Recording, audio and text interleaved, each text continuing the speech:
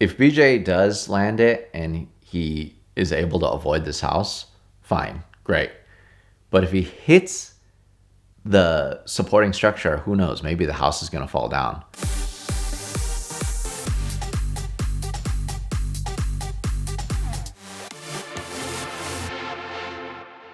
Recoil was the brainchild of my buddy Brian Moore and BJ Baldwin. Brian got a fancy red camera and he's like, hey, let's go out into the desert and shoot some jumps and some cool stuff. And they ended up making this film that was groundbreaking. So cool. A winning trophy truck from the Baja 1000 that's used in a Gymkhana style film for jumps, stunts, and fun stuff. You just never see it in this kind of situation. So I started shooting Recoil on the set of Recoil 2, which took place in Ensenada. And BJ used his truck to shred all around town, do these crazy jumps, all that stuff. Recoil 3 was shot in the Pacific Northwest. And it was like being on Endor in Star Wars, just going through the trees and, again, more jumps, all this crazy stuff. Recoil 4 was shot in Cuba, and it really took this series to the next level. But I feel like the film itself, while it's so good, so entertaining, and it showed the grandness of it, I feel like a lot of it was lost because there was just not like a behind the scenes storytelling.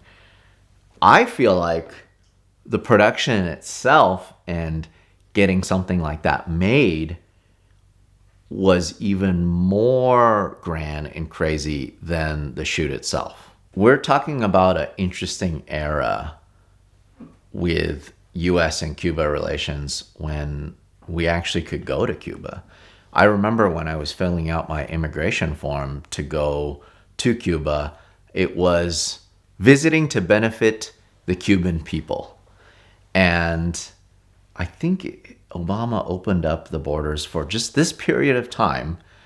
And so my friends from Sweatpants Media, Andy Bell and the crew, thought it would be a good idea to shoot this series in Cuba. It's this island that I've always wanted to shoot at. And, you know, while I've traveled to so many places all over the world shooting cars and car culture, this place was so mysterious, and it's so close to the US, only 90 miles from Key West. When BJ started jumping the streets and people were starting to come out of their houses to see what was going on, they've never seen anything like this. I've never even seen anything like this. I thought it was crazy that he was jumping the streets of Ensenada. The amount of airtime he had on that island absolutely blew me away. I did some rough math with a couple people on set, and we calculated that he jumped almost 2 miles over the total entirety of filming. And like I said, that's lost in the final video because you don't see every single jump. He's doing every single jump over and over and over to get a better landing. There's always something to improve, more distance, this, that, and the other. So oftentimes we're in the middle of the street. We have this really crude lockdown, but people are still coming out from the houses, from every nook and cranny to see what's going on. We're talking about an island that has no billboards, no advertisements, no signage really of any kind. You're looking at this Toyota Tundra trophy truck that's this jumping V8 loud American billboard that is just floating in the air for hundreds of feet at a time. We have Monster Energy plastered on the side of it, all the sponsors. It's this thing that the people on the island could not even fathom. Forget about just seeing a production at all in Cuba, but this thing that's literally flying through their streets.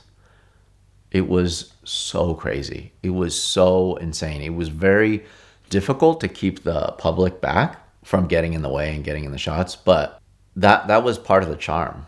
I really, really tried my best every single scene to include the people, include the background, and really just tell the story of how crazy it was for this to happen. It was this very rare moment in time. To move the truck around, they rented the largest tow truck on the entire island. It was basically on its last leg, and it was such a pile. And it was so narrow for it being the largest tow truck that the tires on both sides hung off the ends. They just never had any reason to transport anything bigger than a normal vehicle. It would always show up late when we were doing moves because it would always overheat because it was just not used to carrying something so big. I know for a fact that the production, I may not go into detail about it, but they had to smuggle race fuel into the country. As the days went on, as the production went on further, we got more and more pushback from the government. More and more and more. And I remember this individual that was doing the drone shots, drone flying. He was Canadian, so he could come and go to Cuba freely.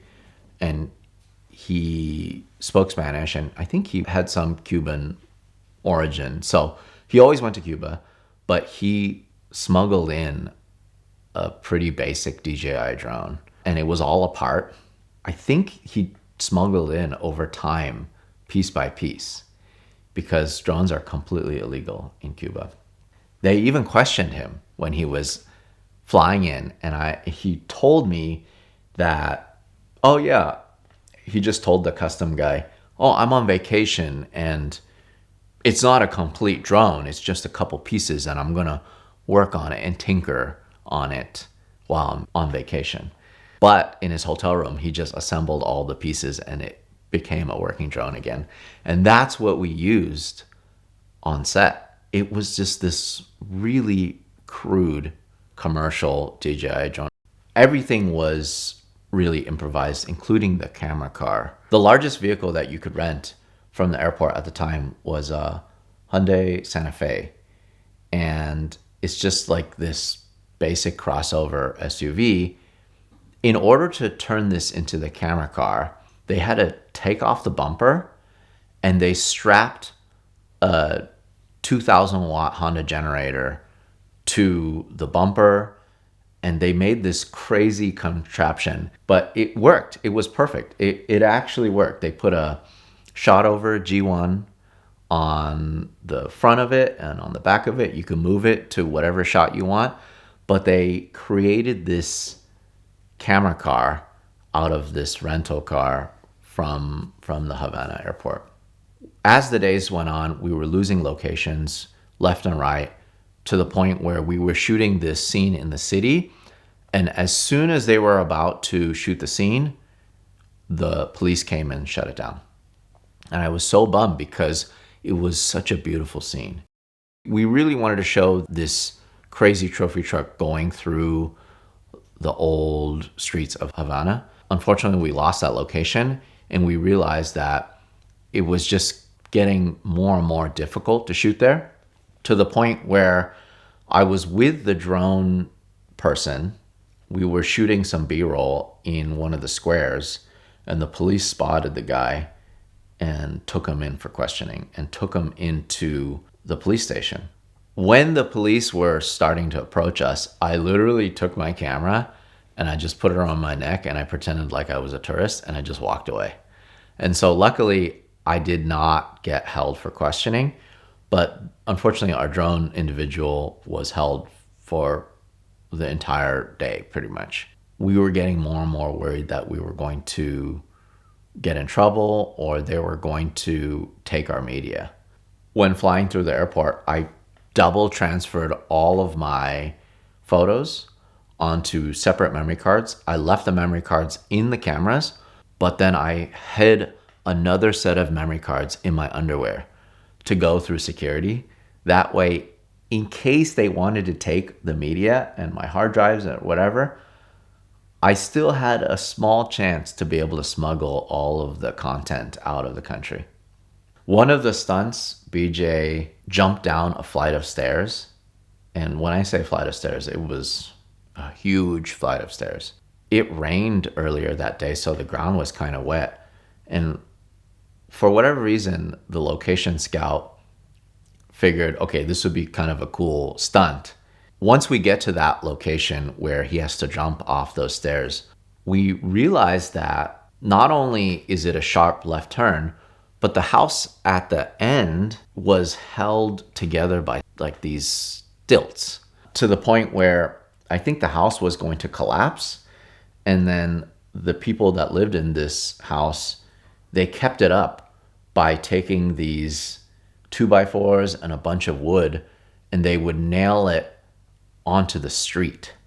So if even a normal car ran into these supporting structures, the house would fall down. So we were thinking, okay, this is a crazy stunt, because if BJ does land it and he is able to avoid this house, fine, great. But if he hits the supporting structure, who knows, maybe the house is going to fall down. They decided to continue and do the shot. And guess what? The ground was wet.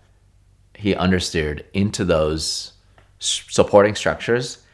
And luckily, the house didn't fall down. The elderly lady that lived in the house came out of the house, and they were able to compensate her for the damage to her house, or at least the supporting structure. And she was very happy about that. The video itself did well. I think now it has 27 million views for something that's so niche. I just always think back on that time because I've met so many locals. I made friends with a lot of the locals. We shot quite a bit of the local culture, right? Because you have those FJ40s with more modern diesel power plants, all of the older American 50s classic cars. They're all running Toyota diesel power plants too. I tried my best to capture that essence and shoot a lot of that local car culture.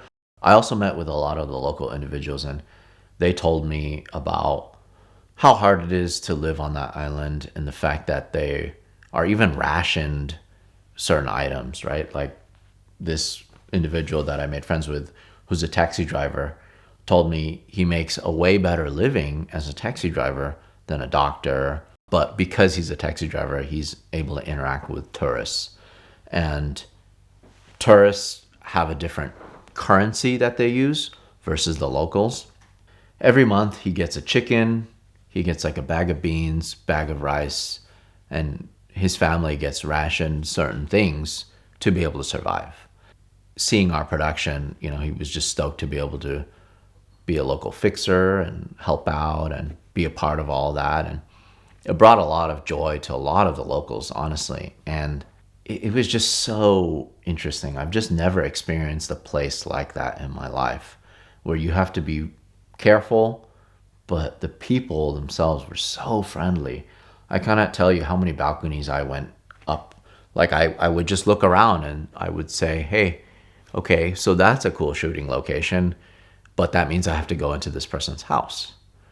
And they would always invite me up, give me coffee, really strong Cuban coffee, and I would shoot from their balcony, check out their house, their digs, what meager possessions they had. And it was just so cool to be able to make friends with the locals in that way. But it also really just reminded me of this insane world that we live in. It really is something else. Like, talk about excessive. This massive trophy truck with 40-inch tires that can go 150 mile per hour plus over whoops, driving the Baja 1000 faster than some helicopters. Meanwhile, we're just ripping through the streets, jumping full on streets from street to street. Yeah, it was something else. It was crazy. Right now, we've got the greatest offer we've ever had from Avalon King. Their AS9 DIY ceramic coating is now just $59.99. That's $20 off. And for the first 100 people today to click the link in the description below, they're gonna get a free bottle of the Armor Shield Light, a $34.99 value included. Now, what we love about this is that it has the same hydrophobic properties that we love about the ceramic coating, but it's so much easier to work with and use whenever you need just a spot or whatever cleaning up, like you would a quick detail in the Armor Shield Light. And if your car is already coated, this will sort of energize and rejuvenate the coating to make it perform even better. So check them out now at the link in the description below to get yours today.